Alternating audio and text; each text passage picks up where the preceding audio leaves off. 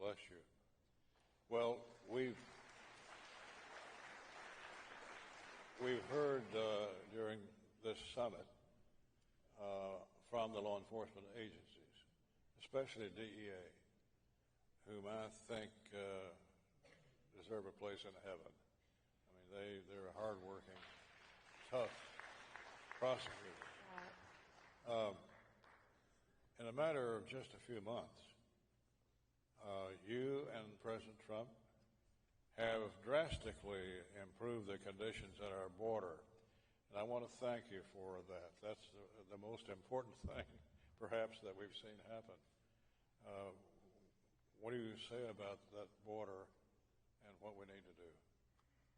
Well, President Trump closed the border right away. Listen, I went to that border in September. I went to that border with my friend Laura Trump and Morgan Ortagus. There is nothing humane happening at that border. Drugs were flowing across our border, flowing. People were walking across our border, 18 to 35-year-old fighting age men.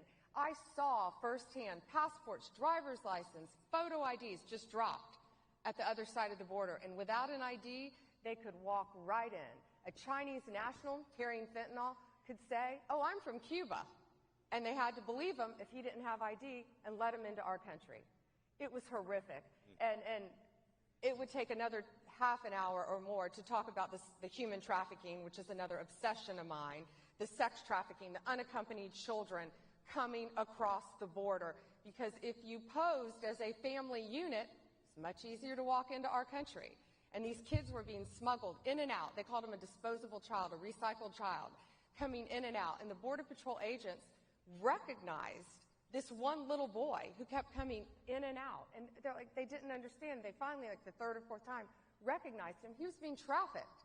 Now, how they were getting him back to Mexico, I don't know, but they were freely bringing him across our border to pose as a family member. So these are the cartels. Cartels grew wildly profitable during the last administration. They did. They're multi-billion-dollar businesses. Look at the cocaine I talked about that we just seized.